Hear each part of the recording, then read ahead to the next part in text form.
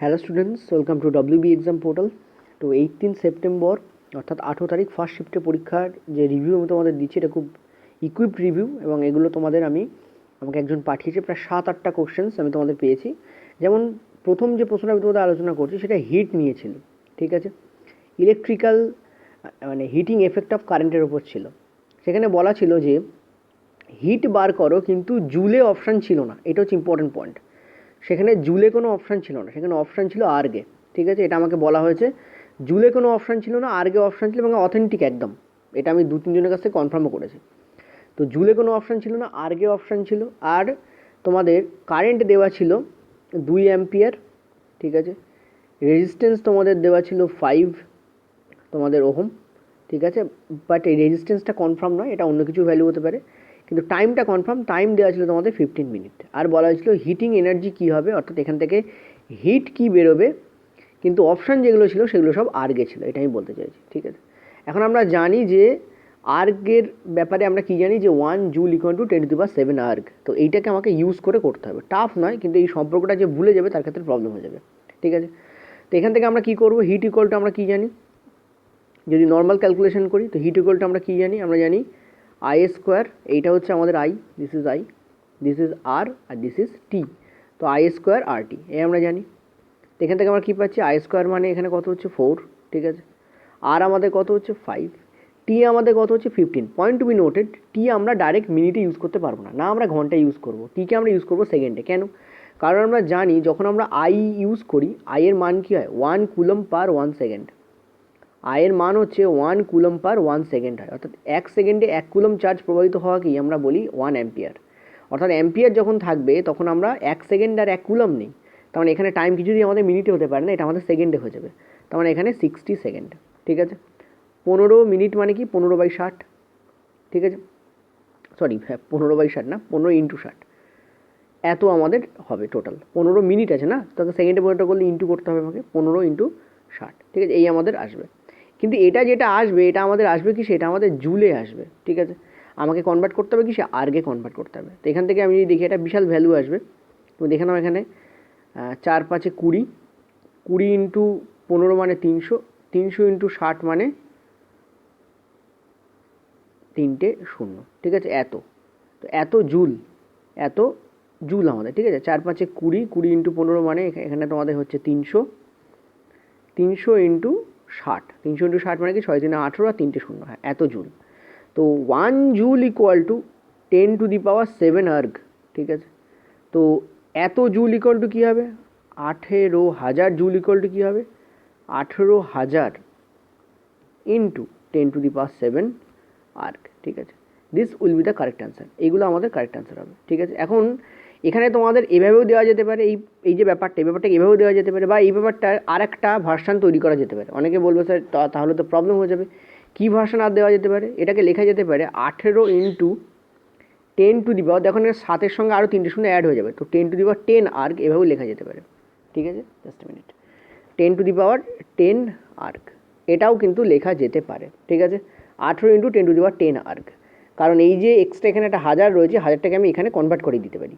তো 18 into 10⁻10 erg, এটা আমার অ্যান্সার হতে পারে, ঠিক আছে। চলো নেক্সট, পরের প্রশ্ন দেখো। প্রিজমের ওপর প্রশ্ন দেওয়া হয়েছিল, ঠিক আছে। একটা প্রিজম এরকম ছিল এবং এর একটা বাহুকে এবি বাহু ধরা হয়েছিল এবং একটা বাহুকে এসি বাহু ধরা হয়েছিল, ঠিক আছে। ধরো এই প্রিজম বেসিক্যালি এরকম হয় দেখতে, 3D ফিগার হয়, ঠিক আছে। কিন্তু এখানে তোমাদের 2D করে একটা ফেস দেখানো হয়। তো আমি এই ফেসটাকে তোমাদের মুছে দিচ্ছি। প্রিজম দেখতে এরকম হয়। তো একটা হচ্ছে এবি, একটা হচ্ছে এসি বাহু ছিল। তো বলা হচ্ছিল যে যদি একটা হোয়াইট রে, কোনো একটা আলোক রশ্মি হোয়াইট রে, সাপোজ ধরো আছে এখানে একটা হোয়াইট রে আছে, এইখানে তোমাদের পড়ছে, এবার এরকম হবে এবং তারপর কী হবে, বেরিয়ে যাবে। তোমাদের বলছে যে কোন বাহুতে এর প্রতিসরণ হবে। অনলি এবি বাহুতে হবে। অপশান কেমন দেওয়া ছিল বলে দিচ্ছি। অপশান দেওয়া ছিল যে প্রতিসরণ হবে, ঠিক আছে, সেটা কোন বাহুতে সম্ভব, অনলি এবি বাহুতে সম্ভব, নাকি অনলি এসি বাহুতে সম্ভব, নাকি কোনো বাহুতেই সম্ভব নয়, নাকি both AB and AC, both AB and এসিতে সম্ভব, ঠিক আছে। এবি অ্যান্ড এসিতে সম্ভব। কনসেপচুয়াল প্রশ্ন, দেখতে পাচ্ছ প্রতিসরণ কোনটাতে সম্ভব। তো ক্লিয়ারলি দেখতে পাচ্ছি এবিতেও সম্ভব, কারণ এই জায়গায় একটা প্রতিসরণ হচ্ছে আর এখানে একটা প্রতিসরণ হচ্ছে। কেন? কারণ তুমি দেখতে পাচ্ছ বায়ু থেকে এটা প্রিজমে ঢুকছে, মানে কাঁচে, যদি এটা প্রিজম কাঁচের হয় তো কাঁচেই হয় নর্মালি, তো বায়ু থেকে কাঁচে ঢুকছে, দেখো মাধ্যম চেঞ্জ করছে, আরেকবার কী হচ্ছে কাঁচ থেকে বায়ুতে যাচ্ছে। সো যেখানে যেখানে মাধ্যম চেঞ্জ হবে সেখানে সেখানে আমাদের প্রতিসরণ করবে। তো 2 নম্বর প্রশ্ন এটা ছিল। চলো পরের প্রশ্ন, 3 দাগের প্রশ্ন। 3 দাগে তোমাদের বলা হয়েছিল একটা অবতল দর্পণ দেওয়া হয়েছিল, আর বলা হয়েছিল অবতল দর্পণে কোথায় বস্তুকে রাখলে, এখানে বস্তু, কোথায় বস্তুকে রাখলে যেটা প্রতিবিম্ব উৎপন্ন হবে, যেটা প্রতিবিম্ব উৎপন্ন হবে সেটা ইনফিনিটিতে উৎপন্ন হবে। ঠিক আছে, ইনফিনিটি মানে কি? অনেক অনেক দূরে, মানে এতটাই দূরে, অ্যাকচুয়ালি ইনফিনিটির কোনো সংজ্ঞা হয় না। ইনফিনিটি মানে কি? যত দূরে যাও তার থেকে আরও দূরে গেলে ইনফিনিটি হয়। তো মনে রাখবে অ্যান্সার হবে তোমাদের ফোকাসে যদি কোনো বস্তুকে রাখো তাহলে ডেফিনেটলি তার যে প্রতিবিম্ব উৎপন্ন হয় সেটা ইনফিনিটিতে উৎপন্ন হয়। ঠিক আছে, এটা আমরা সবাই জানি, এটা নিয়ে আমি ডিসকাস করছি না। ঠিক আছে, আর মনে রাখবে এই জায়গায় অ্যাকচুয়ালি কোনো প্রতিবিম্ব উৎপন্নই হয় না। কেন উৎপন্ন হয় না? কারণ তুমি যদি অবতল দর্পণে কোনো বস্তুকে ফোকাসে রাখো, এটা ধরো ফোকাসে যদি তুমি বস্তুকে রাখো তাহলে তার থেকে বেরোনো যে রে, ঠিক আছে, তারা কি হয়, তার থেকে যে দুটো রে বেরোচ্ছে তারা প্রিন্সিপাল অ্যাক্সের সঙ্গে কি হয়, সমান্তরালে গমন করে। ঠিক আছে, যখন দুটো রে সমান্তরালে গমন করবে মানে তারা টাচই করবে না, যখন তারা ইনসেক্টই করবে না, তারা যখন টাচই করবে না তখন প্রতিবিম্ব তৈরি কী করে হবে? বেসিক্যালি ফোকাসে কোনো বস্তুকে রাখলে ওই জন্যই বলা হয় ইনফিনিটিতে প্রতিবিম্ব তৈরি হয়, মানে প্রতিবিম্ব বেসিক্যালি তৈরি হয় না, কারণ ইনফিনিটি শব্দটার কোনো সীমা পরিসীমা নেই। ঠিক আছে, তুমি যদি এখান থেকে কয়েক লাখ যোজন দূরে চলে যাও তাহলেও সেটা ইনফিনিটি নয়, তার থেকে আরও লাখ যোজন দূরে মানে দূরে যাও তাহলেও সেটা ইনফিনিটি নয়। মানে ইনফিনিটি শব্দটা মানে হচ্ছে অসীম দূরত্ব। ঠিক আছে, যার কোনো সীমা নেই, শেষ নেই, এটাকে বাংলায় অসীমও বলা হয়। অসীম বলতে কী বোঝো? যার কোনো সীমা নেই। ঠিক আছে, নো বাউন্ডারি। ক্লিয়ার হয়েছে? আচ্ছা, ওই জন্য রেল 2018 সালে ঘুরিয়ে একটা প্রশ্ন দিয়েছিল, যদি কোনো বস্তুকে এফে বসানো হয়, মানে নিচের কোন ক্ষেত্রে অবতল দর্পণে কোনো প্রতিবিম্ব পাওয়া যায় না। মনে রাখবো যদি কোনো বস্তুকে অ্যাকচুয়ালি এফে বসাও তাহলে বেসিক্যালি কোনো প্রতিবিম্ব পাওয়াই যায় না। ঠিক আছে, কিন্তু যখন বলবে ইনফিনিটিতে প্রতিবিম্ব তৈরি হচ্ছে তার মানে বেসিক্যালি প্রতিবিম্ব পাওয়াই যায় না, তখন তোমাদের এই এফেই অ্যান্সার করতে হবে। অ্যান্সার আমাদের কী হবে? এফ। আচ্ছা, পরের প্রশ্ন 4 দাগ। 4 দাগ তোমাদের বলেছে যে, জাস্ট মিনিট একটু ডাইট দেখতে দাও, 1 মিনিট, আমি লিখেছি কোশ্চেন্সগুলো। হ্যাঁ, একটা কোশ্চেন ছিল তোমাদের অবতল দর্পণের ওপরই। অবতল দর্পণে তোমাদের বলা হয়েছে যে যদি ইউ তোমাদের 0.2 মিটার হয়, ঠিক আছে, ইউ যদি তোমাদের 0.2 মিটার হয়, আর ফোকাস এফ যদি তোমাদের 0.1 মিটার হয় বা 0.01 এরকম সামথিং ছিল, 0.1 মিটার হয়, তাহলে তোমাদের বলেছিল যে ইমেজ দূরত্ব কী হবে। তো এটা বেসিক্যালি ভেরি ইজি, আমরা জানি 1/v, এটা প্লাস হবে যেহেতু অবতল দর্পণ, এটা দর্পণ ফর্মুলাতে আমরা জানি প্লাস হয়। ঠিক আছে, এই ইকুয়ালটা আমাদের 1/f। তো এই ফর্মুলা বের করলে আমরা পেয়ে যাবো, আমি তোমাদের অঙ্কটা করেও দিচ্ছি। তো তুমি দেখতে পাচ্ছ এখানে ইউ 1/v বার করতে বলেছে। ঠিক আছে, ইউ আমাদের দেখতে পাচ্ছি মিটারে আছে, দুটোই মিটারে আছে, ইয়েস মিটারে আছে। এখানে দেখতে পাচ্ছ। আচ্ছা, আরেকটা জিনিস বলি, ভি আবার সেমিতে বের করতে বলতে পারে। ঠিক আছে, যদি আমার মনে হয় ভি সেমিতে বের করতে বলেছিল, ওই জন্য এখানে পয়েন্ট দিয়ে দিয়েছে। ঠিক আছে, তো যদি এখান থেকে আমরা সেমিতে কনভার্ট করি এটাকে, আমরা জানি 0.2 মিটার, তাকে আমরা 100 দিয়ে গুণ করলে আমরা সেমি পাবো। কত সেমি হবে আমাদের এখানে? 20 সেমি হবে। ঠিক আছে, সিমিলারলি কত সেমি হবে? 20 সেমি। সিমিলারলি আমরা যদি ফোকাসকে 0.1 আছে, একে যদি আমরা 100 দিয়ে গুণ করি, ঠিক আছে, 0.1 আছে, একে যদি আমরা 100 দিয়ে গুণ করি, আমরা এখানে কী পেয়ে যাবো? 10 সেমি পেয়ে যাবো। তো এই দুটো সেমিতে কনভার্ট করে নিয়ে করলেই ভালো হয়, কারণ আমার মনে হয় যে ভি ছিল অর্থাৎ বস্তু দূরত্ব মানে প্রতিবিম্ব দূরত্ব, সেটা তোমাদের সেমিতেই ছিল। তো এখান থেকে আমি যদি করি, এটা আমাদের 20 আসছে, তো হ্যাঁ 20 আসছে, প্লাস আছে, কিন্তু আমরা জানি ইউ অলওয়েজ আমাদের নেগেটিভে আসে, তো এটা আমাদের নেগেটিভে চলে যাবে, প্লাসকে নেগেটিভ করে দেবে, ইকুয়ালটা আমাদের 1/f। অবতল দর্পণ বলেছে, তো এফ আমাদের নেগেটিভে থাকবে, মানে 10। এটা যদি এদিকে যায় তাহলে এটা প্লাস হয়ে যাবে, তো প্লাস 1/20 হবে। নিজেরা খাতায় করে দেখো। ঠিক আছে, এখানে আমাদের 20 হচ্ছে, তো 1/v এর বলে এখান থেকে আমাদের 20 বেরোচ্ছে, দেখতে পাচ্ছি -2, তাই না? -2 হবে, প্লাস এখানে 1 হবে, তো বেসিক্যালি -1/20। তো 1/v এর ভ্যালু -1/20, তো এখান থেকে আমরা দেখতে পাচ্ছি ভি এর যে ভ্যালু আসবে সেটা -20 আসবে। This will be the correct answer. ঠিক আছে, ভি এর ভ্যালু কী হবে আমাদের? -20, অর্থাৎ 20 সেমি, কিন্তু পয়েন্ট টু বি নোটেড, এটা কিন্তু সেমিতে আছে। ঠিক আছে, এটা কিন্তু সেমিতে থাকবে। ঠিক আছে, এগুলো সব আমাদের বেসিক্যালি সেমিতেই ছিল, এগুলো সব আমাদের সেমিতে, মিটার থেকে সেমিতে কনভার্ট করে নিয়েছিলাম। ঠিক আছে, এই একটা প্রশ্ন ছিল। চলো পরের প্রশ্ন 5 দাগ। ভোল্ট তোমাদের দেওয়া ছিল 220 ভোল্ট। ঠিক আছে, কারেন্ট তোমাদের দেওয়া ছিল 0.05 অ্যাম্পিয়ার বা 0.8 অ্যাম্পিয়ার, 5 করে দিচ্ছি। ঠিক আছে, তোমাদের বলা হয়েছিল যে পাওয়ার কত। ঠিক আছে, পাওয়ার পাওয়ারের তোমাদের এখানে জিজ্ঞেস করা হয়েছিল। তো বেসিক্যালি আমরা কী করবো, আমরা দেখতে পাচ্ছি পাওয়ার ইকুয়াল টু আমাদের কী থাকে, পাওয়ার ইকুয়াল টু আমরা জানি ভি ইন্টু আই হয়, ঠিক আছে। তো 220 ইন্টু 0.5, এখান থেকে আমরা কী দেখতে পাচ্ছি, এটা আমাদের হবে 0, এটা 110 হয় বেসিক্যালি। এই এত আমাদের কী হবে, ওয়াট অ্যান্সার হবে, ঠিক আছে, এত আমাদের ওয়াট অ্যান্সার হবে। এখন যদি এটাকে কিলোওয়াটে কনভার্ট করতে পারে সেটাও সম্ভব। ওয়াটকে যদি কিলোওয়াটে নিয়ে যেতে বলে, কারণ এটা হতেই পারে ওয়াটকে কিলোওয়াটে নিয়ে যেতে বলো, তখন আমরা কী করবো, এত বাই আমরা 1000 করে দেবো, তাহলে এটা কী হয়ে যাবে, কিলোওয়াটে কনভার্ট হয়ে যাবে। তার মানে দেখতে পাচ্ছি এই দুটো শূন্য কেটে যাবে, তখন এটা হবে 1.1 কিলোওয়াট। কিলোওয়াট আওয়ার নয় কিন্তু, কিলোওয়াট, ঠিক আছে, এটা আমাদের কারেক্ট অ্যান্সার হবে। তো তোমরা বলো যে এই ধরনের প্রশ্ন ছিল কি না। নেক্সট চলো পরের প্রশ্ন আরেকটা। আচ্ছা, এই প্রশ্নটাতে আরেকটা জিনিস বলে দিই, যেহেতু আমি জানি না যে এক্স্যাক্টলি এই প্রশ্নটা এসেছিলো কি না, আর আসলেও এই ফর্ম্যাটে এসেছিলো কি না, ঠিক আছে। যদি এখানে টাইম বলা থাকে না, ধরো এখানে টাইম বলে দিল তোমাদের 2 আওয়ার্স, সাপোজ ধরো এখানে টাইম বলে দিল 2 আওয়ার্স, ঠিক আছে, যে এরকম একটা ব্যাপার রয়েছে এবং 2 আওয়ার্স ধরে যন্ত্রটা চলছে, তখন আমরা কী করবো, কিলোওয়াট আওয়ারে বেরোবে, তখন 1.1 ইন্টু 2 আমরা করবো, ঠিক আছে। তখন এটা কী হবে, 2.2 কিলোওয়াট আওয়ারে বেরোবে তখন, ঠিক আছে। কিলোওয়াট আওয়ারে কেন বেরোবে, আমরা ক্লিয়ারলি দেখতে পাচ্ছি আমাদের এখানে এইটা আমাদের কিলোওয়াটে ছিল, আর এখানে আমি আওয়ারটাকে গুণ করে দিচ্ছি, তো এটা বেরিয়ে যাবে আমাদের 2.2 কিলোওয়াট আওয়ার। অনেক সময় পরীক্ষা হলে কী করে, এই কিলোওয়াট আওয়ারটাকে আবার জুলে কনভার্ট করতে বলে, ঠিক আছে। তো তখন আমরা কী করবো, দেখো আমরা ক্লিয়ারলি দেখতে পাচ্ছি এটা কিলোওয়াট আওয়ার আছে, আর আমরা জানি 1 kilowatt hour equal to 3.6 into 10⁶ joule, ঠিক আছে, 10⁶ জুল, এটা আমার জানি, ঠিক আছে। তো 2.2 কিলোওয়াট আওয়ার ইকুয়াল টু কী হবে, তার মানে বেসিক্যালি এর সঙ্গে কী হবে, তুমি 3.6 ইন্টু 10⁶ জুল তোমাকে এখানে গুণ করতে হবে, এতর সঙ্গে এটাকে গুণ করে দিতে হবে। 1 কিলোওয়াট আওয়ার ইকুয়াল টু এত, তাহলে 2.2 কিলোওয়াট আওয়ার ইকুয়াল টু কত, তার মানে এই দুটোকে গুণ করলে তখন আমরা অ্যান্সার পাবো। তো গুণ করে তোমাকে দেখে নিতে হবে কত অ্যান্সার আছে, ঠিক আছে। তো বেসিক্যালি এই ধরনের প্রশ্ন আমার মনে হয় এরকম ভ্যালু দেবে না, তখন একটু ফেভারেবল ভ্যালু দেবে। ওকে, চলো নেক্সট 6 দাগে। 6 দাগের প্রশ্ন, এই প্রশ্নটাও এক্স্যাক্টলি এই টাইপেরই পড়েছিল, কিন্তু ভ্যালুগুলো আলাদা আছে, ঠিক আছে।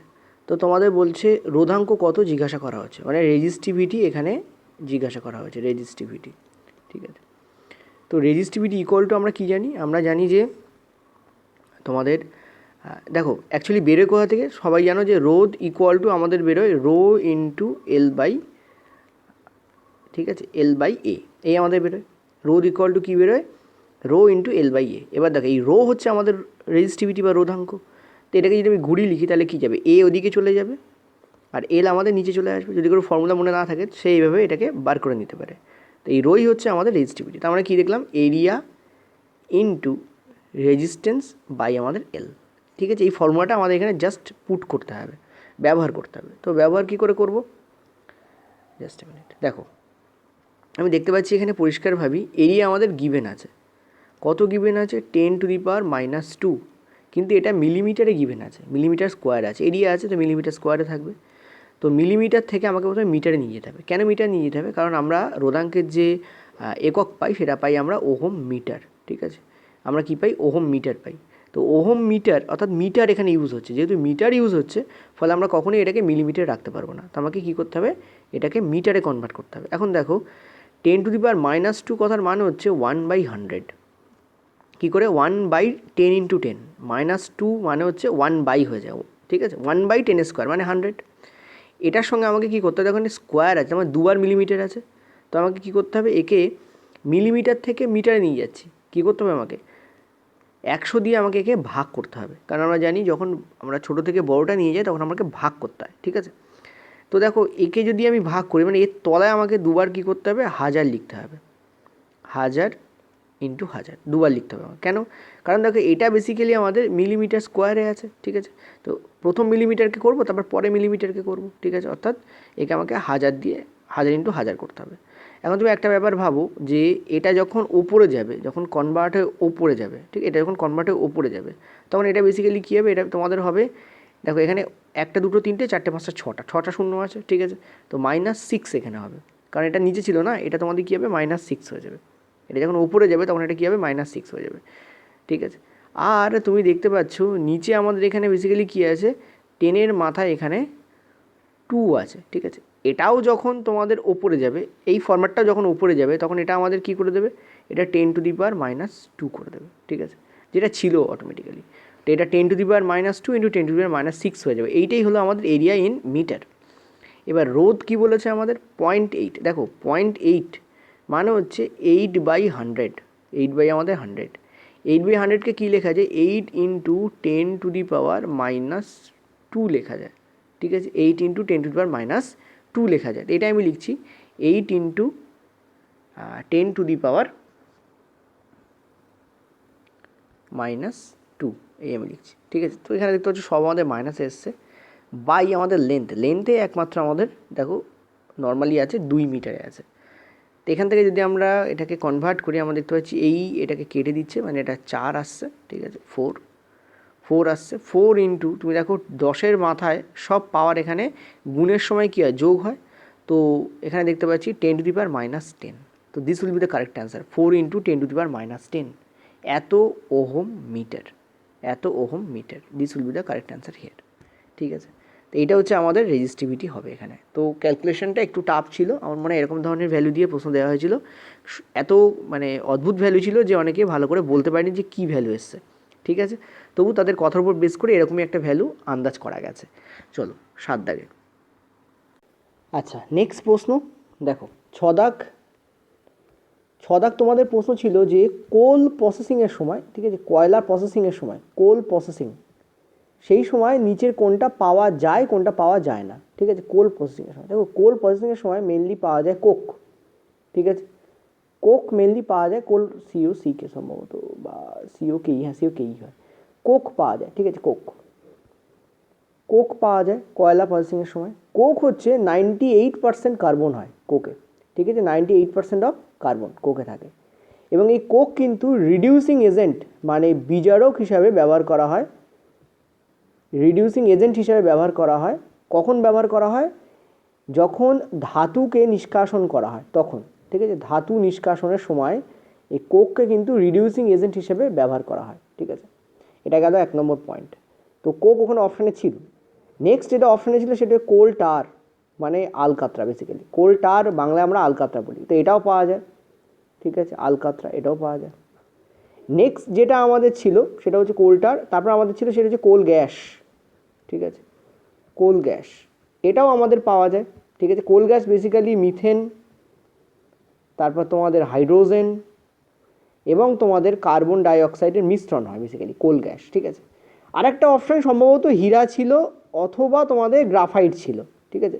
দেখো হীরা আর গ্রাফাইট কার্বনের রূপভেদ, কিন্তু এরা কোল প্রসেসিংয়ের সময় পাওয়া যায় না। তো এইটা আমাদের কারেক্ট অপশান হতো, যেটা পাওয়া যায় না বলেছিল, এটা আমাদের অপশান হতো, এটা কিন্তু কোল প্রসেসিংয়ের সময় পাওয়া যায় না, ঠিক আছে, পাওয়া যায় না। এখানে যদি আমি লিখে দিই তোমাদের পাওয়া যায় না, ঠিক আছে, এটাই ছিল যে কোনটা পাওয়া যায় না, জাস্ট আ মিনিট, কোনটা পাওয়া যায় না, ঠিক আছে। তো এবার দেখো এই প্রশ্নটা তোমরা একটু কনফার্ম করো, আমারও ডাউট আছে প্রশ্নটা নিয়ে যে আদৌ এক্স্যাক্টলি এই প্রশ্নটা এসেছিলো কিনা, তবে অনেকে অনেকভাবে বলেছে, তো আমার তার থেকে মনে হচ্ছে এই প্রশ্নটা এসেছিলো, ঠিক আছে। চলো 7 দাগে। 7 দাগে তোমাদের প্রশ্ন ছিল কার্বন লং চেন কম্পাউন্ড তৈরি কীভাবে করে, কার্বন কীভাবে লং চেন কম্পাউন্ড তৈরি করে, লং চেন কম্পাউন্ড কারণটা কি, কেন করে, কম্পাউন্ড, ঠিক আছে, কম্পাউন্ড কেন তৈরি করে, কেন তৈরি করে, ঠিক আছে, কেন তৈরি করে কার্বন লং চেন কম্পাউন্ড। দেখো কার্বন লং চেন কম্পাউন্ড তৈরি করে কেন করে, এর কারণ হচ্ছে প্রথম কথা কার্বনের ভ্যালেন্সি, ঠিক আছে, কার্বনের ভ্যালেন্সি আমরা জানি কার্বনের অ্যাটমিক নাম্বার 6 হয়, তার মানে 2 এবং 4-এ ডিভাইড হয়। তো কার্বনের ভ্যালেন্সি হচ্ছে 4, অর্থাৎ এই 4 ভ্যালেন্সির জন্য কার্বন কী করতে পারে, কার্বন সমযোজী বন্ধন তৈরি করতে পারে, কার্বন সমযোজী বন্ধন তৈরি করতে পারে। এবার কার্বন নিজের সঙ্গে সমযোজী বন্ধন তৈরি করতে পারে, কার্বন হাইড্রোজেন এবং অন্যান্য যৌগের মানে মৌলের সঙ্গে সমযোজী বন্ধন তৈরি করতে পারে। যেমন আমরা যদি হাইড্রোকার্বনের কথা বলি, সেখানে কার্বন কার্বনে বন্ড দেখা যায়, আবার কার্বন হাইড্রোজেনেও বন্ড দেখা যায়, ঠিক আছে। সুতরাং this is the main reason যে কার্বনের ভ্যালেন্সি হচ্ছে 4, ঠিক আছে। যেহেতু কার্বনের ভ্যালেন্সি হচ্ছে 4, সেহেতু কার্বন কিন্তু লং তোমাদের চেন কিন্তু কী তৈরি করতে পারে, ওই কম্পাউন্ড তৈরি করতে পারে। তার প্রকৃষ্ট উদাহরণ হচ্ছে তোমাদের হাইড্রোকার্বন, হচ্ছে তার বেস্ট এক্সাম্পল, ঠিক আছে। আরেকটা জিনিস তোমাদের বলি যে এই কার্বন কম্পাউন্ডের নিজের সঙ্গে এই যে সেম কারণেই, অর্থাৎ এই যেহেতু 4-এর ভ্যালেন্সি এটাই কারণ, কার্বন নিজের সঙ্গে তৈরি করতে পারে এবং কার্বন অন্য মৌলের সঙ্গে তৈরি করতে পারে, ঠিক আছে। তো এইটা হচ্ছে দুটো কারণ, এটা হচ্ছে 1 নম্বর কারণ, এটা হচ্ছে 2 নম্বর কারণ, যে কোনো আমরা লং চেন কার্বন যৌগ দেখতে পাই। দেখো এই ধরনের কার্বন যৌগ দেখা যায়, ঠিক আছে, আবার এই টাইপের কার্বন যৌগ দেখা যায়, ঠিক আছে, আর একটা কার্বন যৌগ দেখা যায় যেখানে আমরা দেখতে পাই এই টাইপের কার্বন যৌগ দেখা যায়, যেমন বেঞ্জিনে আমরা দেখতে পাই, ঠিক আছে, যেমন বেঞ্জিনে আমরা দেখতে পাই। এই 3 প্রকারের কার্বন যৌগ আমরা দেখতে পাই। প্রথম প্রকারের যে কার্বন যৌগ এটাকে বলা হয় স্ট্রেট চেন, অর্থাৎ সোজা দেখতে পাচ্ছ চেন রয়েছে। এই প্রকারের কার্বন যৌগ যদি তৈরি হয় তাকে একে বলা হয় ব্রাঞ্চ চেন। ব্রাঞ্চ চেন মানে কি, দেখো একটা শাখা এদিকে গেছে আর একটা শাখা এদিকে বেরোচ্ছে। আর এই প্রকারের যখন কার্বন থাকে, এইভাবে যখন থাকে তখন তাকে আমরা বলি ক্লোজ চেন, ঠিক আছে, বা রিং চেনও বলা হয় একে। ওকে, দেখো রিংয়ের আকারে বা ক্লোজড, কারণ এর কিন্তু কোনোরকম কোনো মানে মুক্ত দিক নেই, ঠিক আছে, একটা ক্লোজড বন্ধন মতো রয়েছে, তো এটাকে আমরা বলি ক্লোজ চেন কার্বন অ্যাটমস, ঠিক আছে। তো এই 3 প্রকারের তৈরি করে, আর কেন তৈরি করে তার প্রধান কারণ হচ্ছে কার্বনের নিজের সঙ্গে যুক্ত হওয়ার ক্ষমতা রয়েছে, শুধু তাই না, কার্বনের অন্যের সঙ্গে যুক্ত হওয়ার ক্ষমতা রয়েছে। এটা এই কারণেই, কারণ কার্বনের ভ্যালেন্স হচ্ছে 4, সমযোজী বন্ধন তৈরি করতে পারে। কার্বনের নিজের সঙ্গে যুক্ত হওয়াকে বলা হয় ক্যাটিনেশন ধর্ম। কি বলা হয়? ক্যাটিনেশন ধর্ম। এটা দিয়ে অনেক সময় প্রশ্ন আসে, লাস্ট ইয়ার 2018 সালে প্রচুর প্রশ্ন এসেছিল। ক্যাটিনেশন ধর্ম বলা হয় নিজের সঙ্গে নিজেকে যখন কার্বন কি করে, যুক্ত করে, ঠিক আছে। চলো নেক্সট, পরের প্রশ্ন। নেক্সট 8 দাগ। 8 দাগে তোমাদের প্রশ্ন ছিল যে অ্যালকেন সম্পর্কে নিচের কোনটা সত্যি, ঠিক আছে, অ্যালকেন নিয়ে কোনটা সত্য, সত্য কোনটা, সত্য কোনটা, ঠিক আছে, এই তোমাদের প্রশ্ন ছিল, অ্যালকেন নিয়ে কোনটা সত্য। দেখো অপশান এরকম ছিল তোমাদের যে অ্যালকেনের মধ্যে কার্বন কার্বনের সিঙ্গেল বন্ড দেখা যায়, এটা কি, এদের ফর্মুলা কি এরকম হয়, CnH2n+2 হয় কি এদের ফর্মুলা।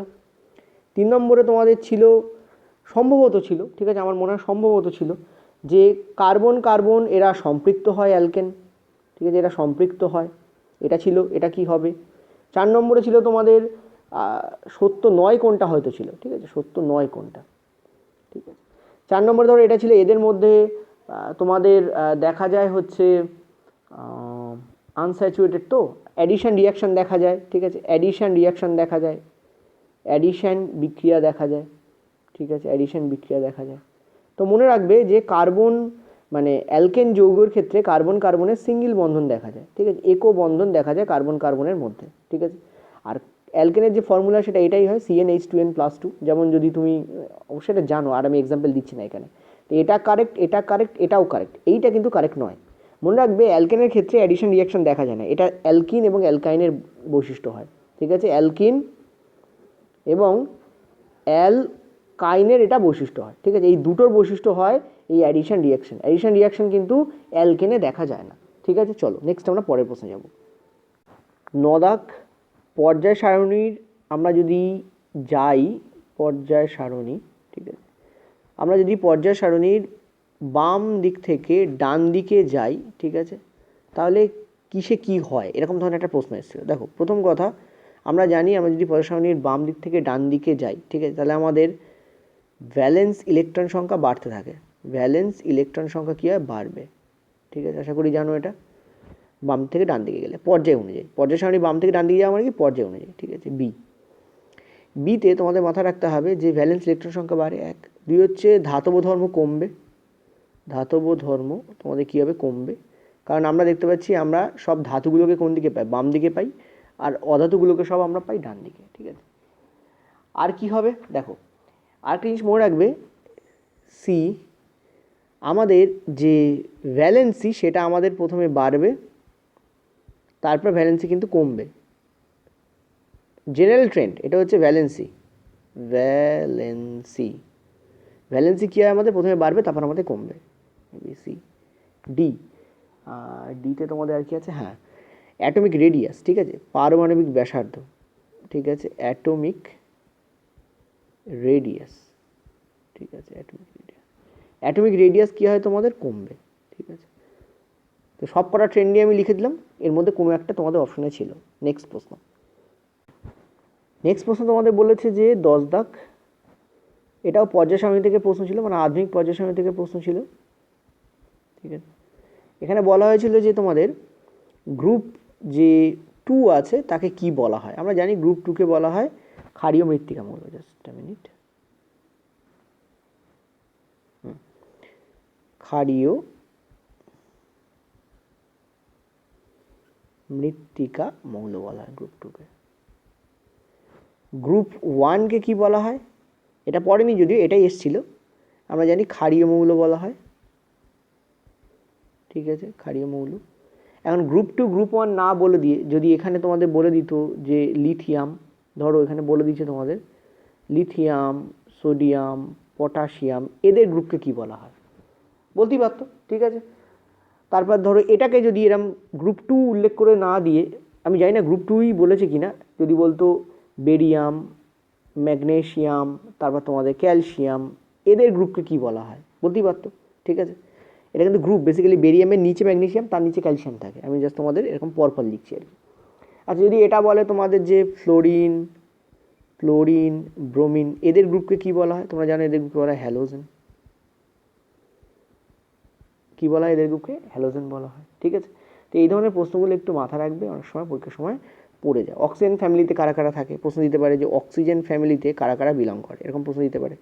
অক্সিজেন ফ্যামিলি বলতে কি, যারা অক্সিজেনের গ্রুপে থাকে, মানে তোমাদের আমি বলতে চাইছি 16 গ্রুপে থাকে, এটা হচ্ছে 17 গ্রুপ। হ্যালোজেন কাদেরকে বলা? 17 গ্রুপ, এর দিয়ে প্রশ্ন অলরেডি এসছে।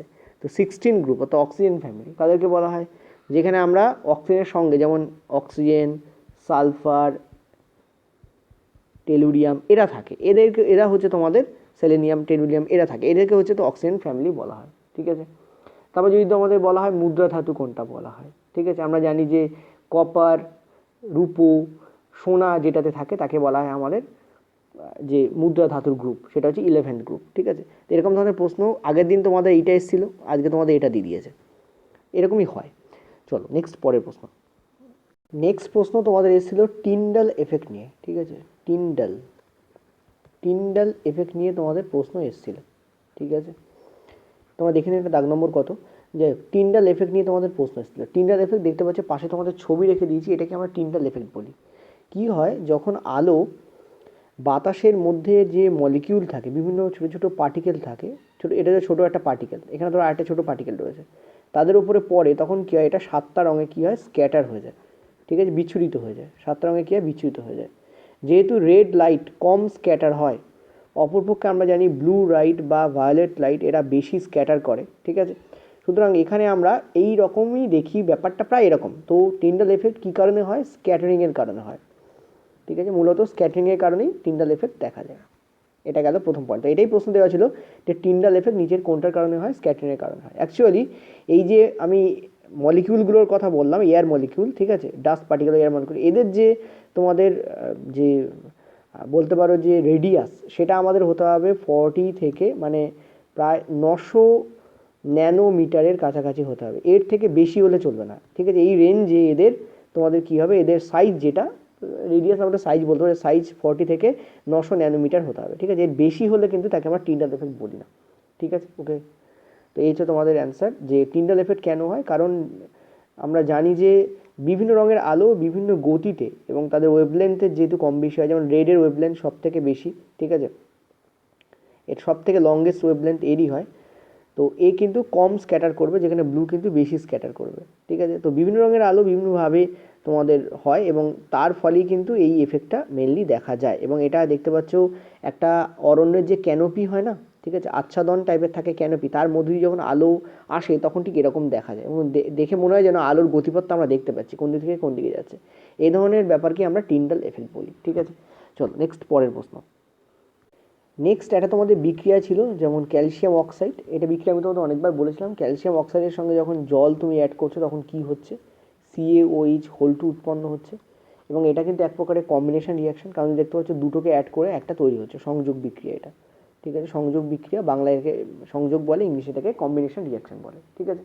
আচ্ছা, এই কম্বিনেশন রিয়াকশনের ক্ষেত্রে মনে রাখবে এই যে CaOH অ্যাড হলো, ঠিক আছে, এর সঙ্গে যে এটাকে আমরা কি করি, দেয়ালে দেই, এটাকে আমরা বলি কুইক লাইম, ঠিক আছে, কুইক লাইম।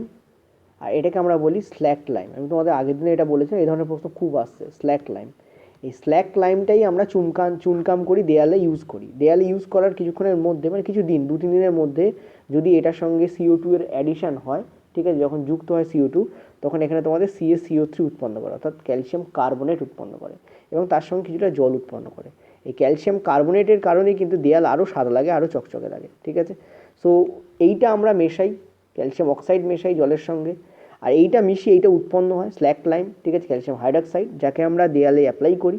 দেয়ালে অ্যাপ্লাই করার পর সেটা বাতাসে উপস্থিত CO2 সঙ্গে বিক্রিয়া করে আর তৈরি করে CaCO3 অর্থাৎ ক্যালসিয়াম কার্বনেট, যার ফলে দেয়াল আরও সাদা দেখায়। ঠিক আছে, চলো নেক্সট প্রশ্ন আমাদের পরের স্লাইড।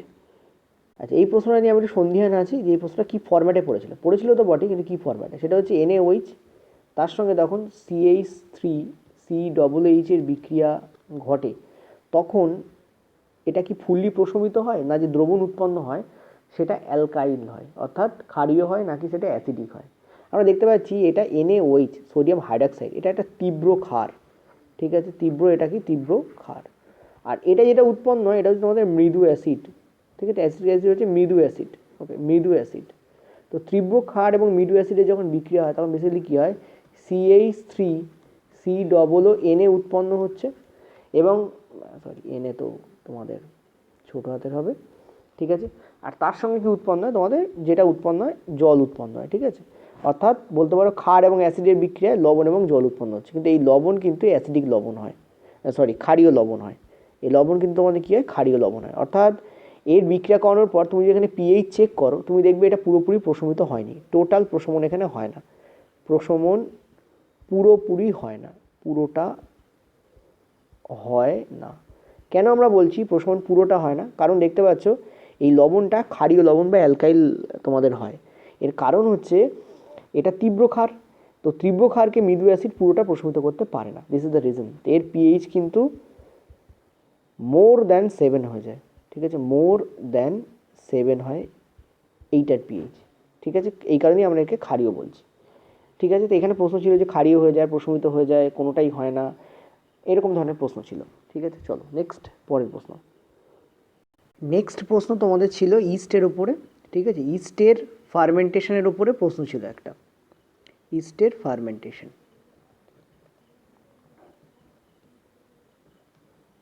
ওকে, তো ইস্টের ফার্মেন্টেশনের উপরে কী প্রশ্ন ছিল, ইস্টের ফার্মেন্টেশনের উপর প্রশ্ন ছিল যে ইস্টের ফার্মেন্টেশনের ফলে কী উৎপন্ন হয়। বেসিক্যালি কী হয় এখানে, যে তোমাদের বলতে পারো যে দানা শস্য থেকে, ঠিক আছে, যে গ্লুকোজ পাওয়া যায়, basically glucose in the form of starch হয়। ঠিক আছে, শর্করা আকারে যে গ্লুকোজ থাকে, সেই গ্লুকোজকে কী করা হয়, ভেঙে ফেলা হয় দুটো পার্টে, একটা হচ্ছে ইথানল,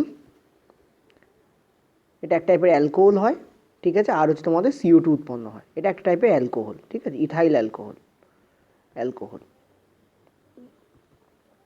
তো এই যে অ্যালকোহলে ভেঙে যাচ্ছে আর CO2-তে ভেঙে যাচ্ছে ইস্টের দ্বারা, দানাশস্যের যে সুগার, যাকে আমরা শর্করা বলছি, স্টার্চ বা শর্করা, এই পদ্ধতিটাকেই বলা হয় ফার্মেন্টেশন। ঠিক আছে, ব্যাস আর কিছু না, এটার উপরেই প্রশ্ন এসেছিল। আচ্ছা, পরের প্রশ্নে চলো।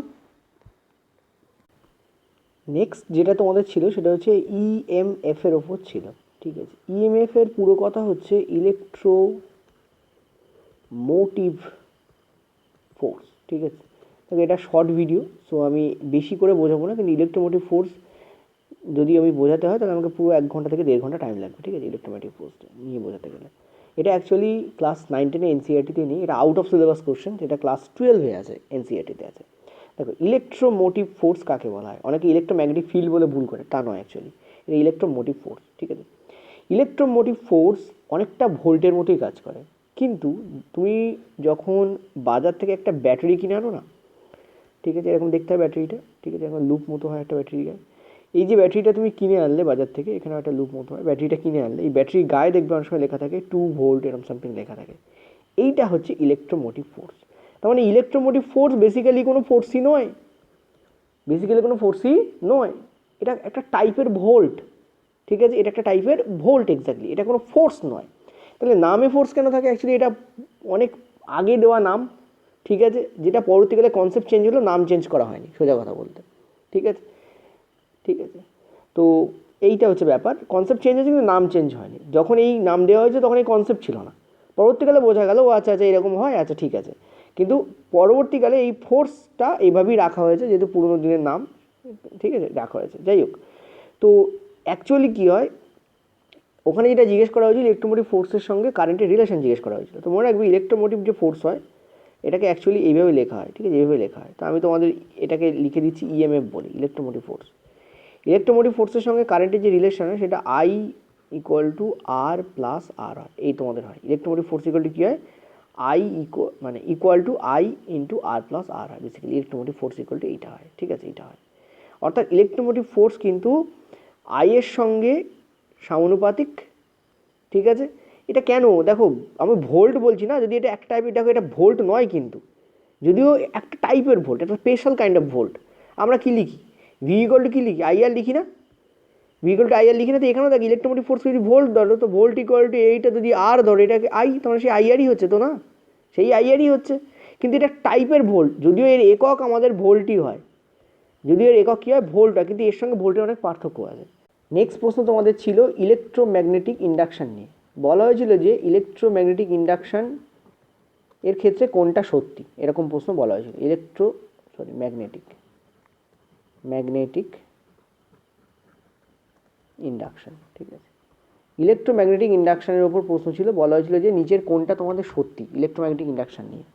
তো মনে রাখবে, যদি তুমি যে ইলেকট্রোম্যাগনেটিক ইন্ডাকশান হয় সেটা কাকে বলা হয়, একটা ধরো এখানে কয়েল আছে, মানে সেই কয়েলে কোনো তার মানে কারেন্ট নেই, আর তুমি যদি এর মধ্যে কোনো ম্যাগনেটকে জোরে পুল করাও আর পুশ করাও, অর্থাৎ একবার তুমি বাইরে আনো, একবার তুমি ভেতরে ঢোকাচ্ছ, এবার যদি জোরে সজোরে করতে আরম্ভ করো, তাহলে এই কারেন্টের এই যে তারটা আছে তাদের মধ্যে দিয়ে তড়িৎ প্রবাহিত হবে। অর্থাৎ ম্যাগনেটিক এনার্জি দ্বারা, ঠিক আছে, ম্যাগনেটিক এনার্জি দ্বারা তুমি কী করছো, ম্যাগনেটিক এনার্জি দ্বারা তুমি কী করছো, এখানে কারেন্ট তৈরি করছো, ঠিক আছে। তো ম্যাগনেটিক এনার্জি দ্বারা কারেন্ট তৈরি করা কি বলে, ইলেকট্রোম্যাগনেটিক ইন্ডাকশন। আর এই যে কারেন্ট ফ্লো হবে এটাকে বলা হয় ইনডিউসড কারেন্ট, ঠিক আছে, জোর করে তৈরি করা কারেন্ট বলতে পারো। কী কী করলে ইলেকট্রোম্যাগনেটিক ইন্ডাকশন বাড়ে, অর্থাৎ কারেন্টের যে ব্যাপার সেটা বেড়ে যায়, ঠিক আছে। এক, তুমি করতে পারো এই ম্যাগনেটটাকে ফিক্স রেখে তারটাকে কী করতে পারো, তার চারপাশে জোরে ঘোরাতে পারো, ঠিক আছে। তো তারকে জোরে ঘোরালে, তারকে জোরে যদি ঘোরাও, তারকে জোরে ঘোরাও, যখন ম্যাগনেট ফিক্সড, যখন চুম্বক ফিক্সড, ঠিক আছে, এটা করতে পারো। দুই, তুমি কি করতে পারো, চুম্বককে পুল অ্যান্ড পুশ করতে পারো, অর্থাৎ টেনে নিতে পারো আর ভেতরে ঢোকাতে পারো, সেটাও স্পিডে, তীব্র বেগে, যখন তার ফিক্সড, ঠিক আছে। আর পরেরটা তুমি কি করতে পারো, পাক সংখ্যা বাড়িয়ে তুমি কারেন্টের যে স্ট্রেংথ সেটা বাড়াতে পারো। তুমি এখানে নরম লোহা ইউজ করতে পারো কোর হিসাবে, নরম লোহা হিসাবে লোহাকে ব্যবহার করতে পারো, ঠিক আছে, ইত্যাদির মধ্যে কোনো একটা অপশান ছিল। আরও কিছু অপশান আছে, যেমন তুমি ম্যাগনেটের শক্তি বাড়াতে পারো, চুম্বক শক্তি বৃদ্ধি, চুম্বকের ঠিক আছে, চুম্বকের শক্তি বৃদ্ধি, ঠিক আছে।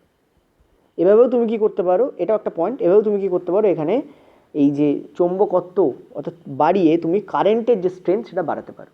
হয়েছে ক্লিয়ার? আশা করি আমি তোমাদের বোঝাতে পারছি। এই হচ্ছে পুরো ব্যাপার।